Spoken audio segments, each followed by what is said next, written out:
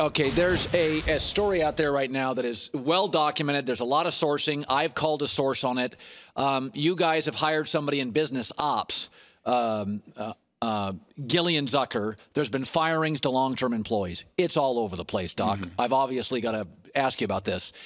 Are you concerned that some longtime employees in your front office have been let go, and there is a sense with many sources saying there's a little chaos? Well, let me answer it this way. Number one, you know me. I think you know me a little bit. Kristine knows me well. I try not to read or hear anything, but I heard about the story that broke last week or whatever. And the first thing is Gillian and I have no issues. It's the basketball side and it's the business side. That's number one. But we do have to do business together, and that's gone well. Number two, there has been a lot of firings. There have been people who have quit, and that's part of being new. You know, Colin, when people come in, they make changes. And usually you don't like the culture of change immediately. And so if I've learned anything from a coaching standpoint, from even being a player, is you got to allow those changes to take place. And clearly your eyes are open, you're watching it, even though it's, we unfortunately, and I think unfortunately, we're in two different buildings. And you do notice some people leaving. I've only been there 2 years, so I don't know a lot of the guys that are coming and going. But you keep your eyes open and you watch the culture change, and hopefully it changes for the better. But you have to give a person a chance to do their job. Your basketball side, she is business ops side. There, as you noted, are times when you're in the same room. Yes. If I said to you, she has had strong opinions on the basketball side, is that a fair comment? No, very few. Nothing to deal with basketball. Zero.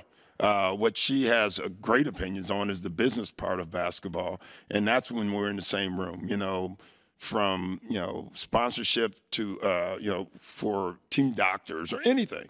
And that still affects me. Those are the ones that she'll have an opinion on, and she rightly should. And when we discuss it, but as far as, I think someone said in the article, it said about minutes and stuff like that. That's just ridiculous. That stuff would never happen, and she would never broach that subject. Steve Ballmer is a brilliant but volatile tech billionaire. Yeah. She comes from NASCAR or tracks. That's not basketball. No, that's not basketball, and there's a learning curve there. And I'm comfortable with that, and you understand. And one thing I give Gillian a lot of credit for, in my opinion, she always calls. And, even from the point of, we covered up the banners to put pictures up of our players, and, as recently as yesterday, which players do you want? So it's not like she's just out there, because she hears it too, clearly, and she gets it that, NASCAR is a lot different than the NBA. And so there's clearly a learning curve. Have you had an argument yet?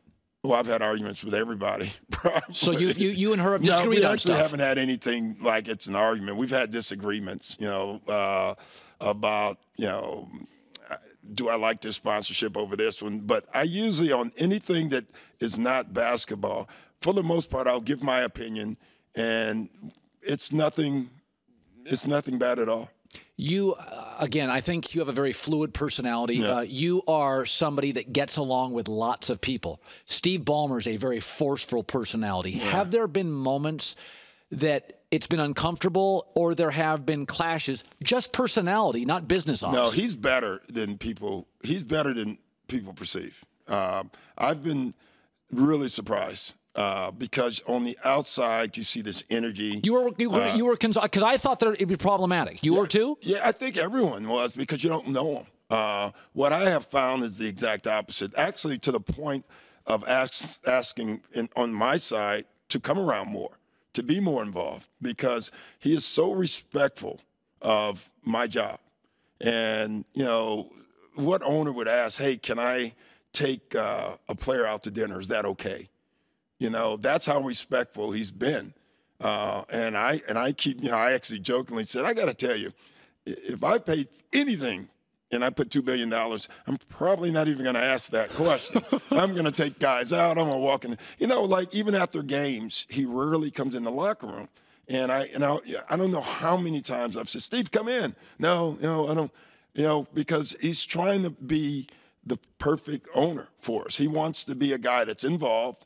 He wants to be involved, but he wants to be a guy that is not stepping on toes and allowing us to do their job. And I think at Microsoft, that's what he did. As much as he was the leader, he also understands a leader allows the people under him to be great.